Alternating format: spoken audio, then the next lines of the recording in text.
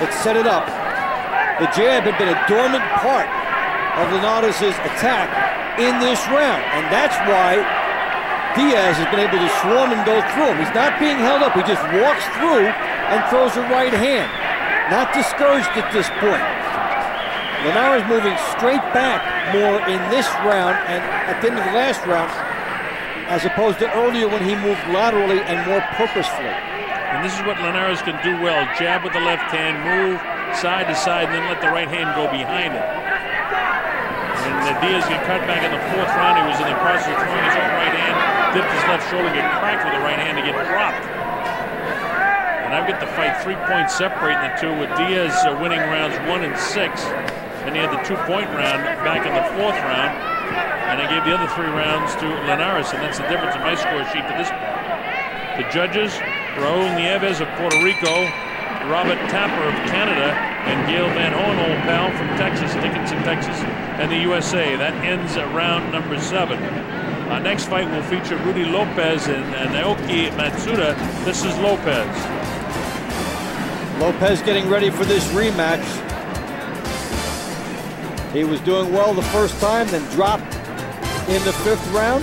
Fortunately for him, he gets the rematch. A lot of times guys don't get a chance to get back at the guy that beat them.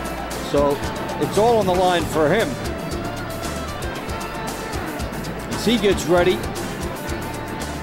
Dave, action from round 7 coming up here. Diaz worked his way back in to this. Good cracking right hand through there. He is beating the jab. The right hand of Diaz is beating the jab hand of Linares in the last couple of rounds, and that's helped him out.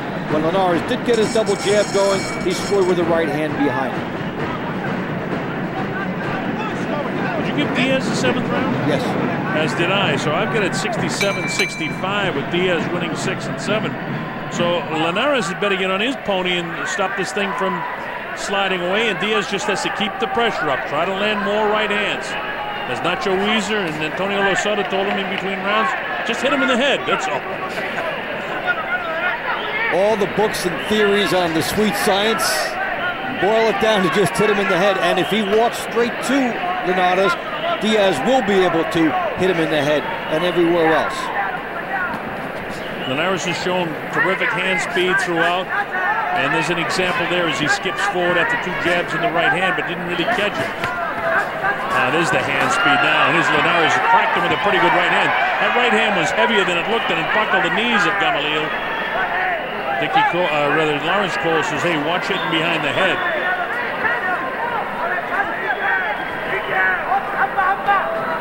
That was a nice outburst by Linares as he tries to turn the tide and remind Diaz that there is a price for coming forward.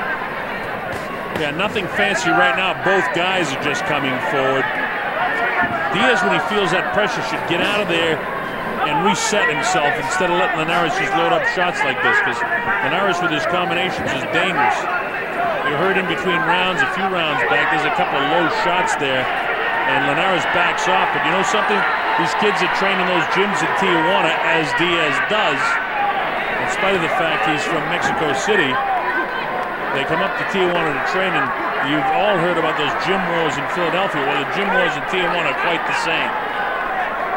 A backward step is not considered good form in those gyms, and Diaz is coming straight ahead here and, you know, waging his type of fight. And the crowd's getting into this, even though Linares is having a pretty good few seconds right here. There's no quitting Diaz. He looks like a guy. Oh, he gets nailed! Just as I say that, he walks into another right hand. I don't know if he can recover from this, Dave. I don't think he will. Counts up to, it's all over. He's out. It's all over. It'll be scored as an 8th round KO victory for Jorge Linares. So Diaz was trying to crawl back into the fight in the 6th and 7th round. All of a sudden, he walks into his shot and he gets knocked out by Jorge Linares. That just shows you how good Linares is, David. 2 big right hands in this fight tell a big story for him. One is the uppercut for the knockdown, and then the perfect right hand for the knockout. And when you take another look at it, you will see how he turns into the punch and how he sets it up by letting Diaz extend himself, and then he pours into it. Watch how Diaz is extended. His defense is not quite there. Watch the quick turn, the quick sudden shift in weight, and it takes great reaction to do that. There were 2 right hands. That was the second one.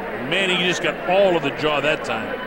It's the quick thinking on his feet that enabled Linares to turn into that shot, change his own weight in the middle, and then get everything on it. You hear about quickness in boxing, power, and how they are related. And there you saw quickness translated into power.